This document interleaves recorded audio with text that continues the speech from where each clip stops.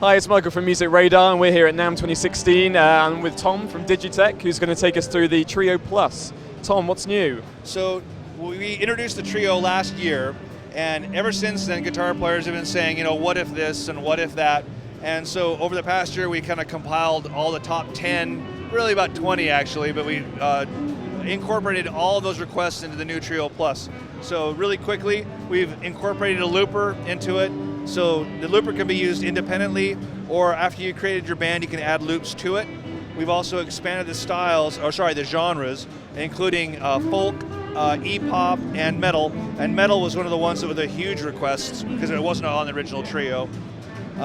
We also have a simplified bass. The original bass player in the Trio was kind of a busy player, and so we had a lot of people saying, mostly acoustic guys saying, let's simplify it a little bit. So there are 3 levels of control, and you can simplify it all the way down to the part where it's just playing the root on the 1.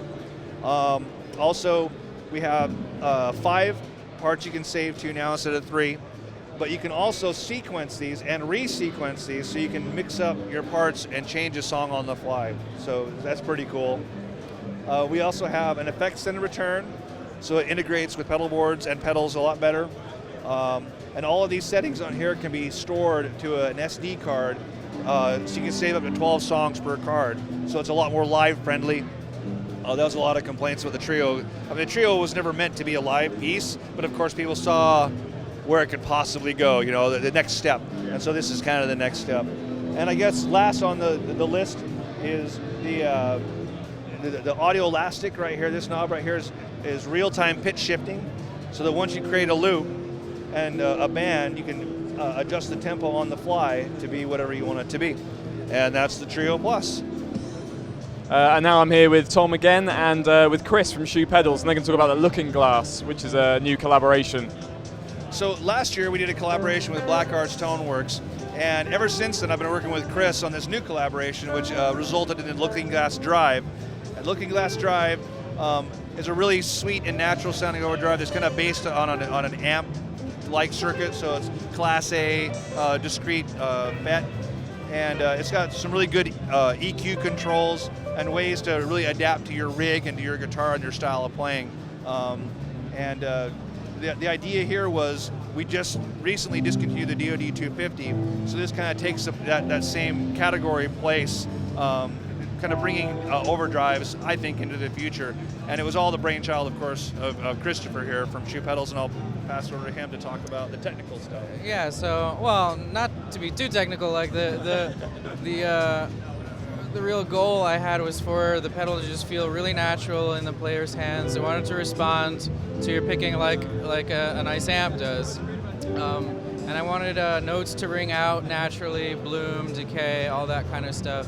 And I also wanted it to be clean if you played soft and distorted if you played loud. So I have a heavy hand, so and I'm very dynamic when I play. So for players that are like that, it's really rewarding. So we have an input filter control. I don't know if you want me to go over here. This is an input filter control, so this allows you to tailor the pedal more to different guitars. So this goes first in the circuit before it hits the overdrive at all. So if you have a really bright guitar, you can tame it with this, or if you have a dark guitar, you can bypass that section. And then we have a bass cut, which is also before the drive. That helps clear up the low end, so you sit well in the mix and you don't fight with the bass. You have a treble control, which is very familiar. It's the post-drive treble. And then we have 2 gain ranges. We have low gain, which goes from about a clean boost to a light drive, an amp sort of drive. And then there's the higher mode, which is more asymmetrical clipping, and it's also goes from, I'd say, like light amp drive to medium drive. So it's not a super high gain pedal, but it definitely has that kind of vintage growl of like older British amps. And now Ford's going to take us through a few of the tones from the new pedals. So this is a Trio. I'm going to arm it. I'm in the jazz genre, and I'm just going to play some changes, and it's going to play back bass and drums to me, and then I'll add a loop with the new looper function of the Trio Plus. Okay, arm it.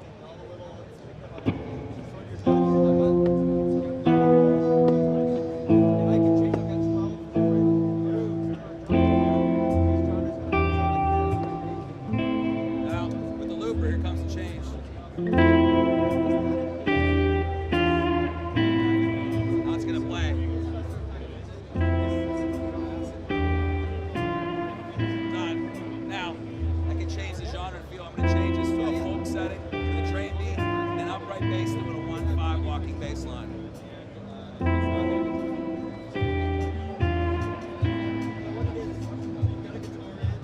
Now, that's what I like to play over. I live in Nashville, so that's what I do right now. So now I'm gonna turn on this Brie. This is the new Looking Glass. I'm in love with this pedal, so I'm gonna set it as kind of like a slightly gritty clean boost.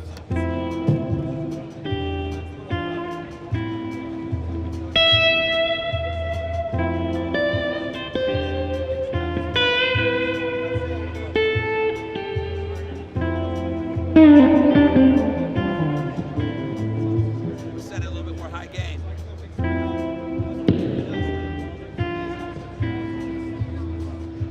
Here we go. I'll pull the verb back a little bit.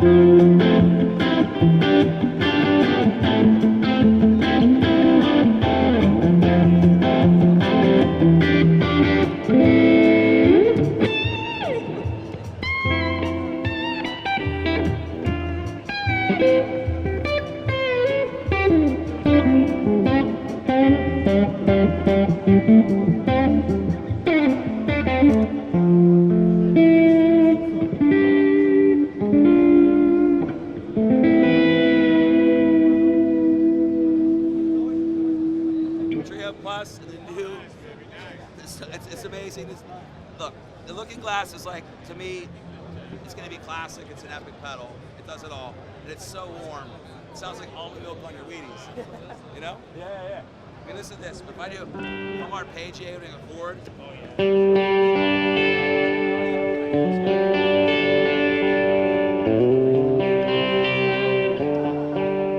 And then when you want to do country, pop this back. Now you have the greatest.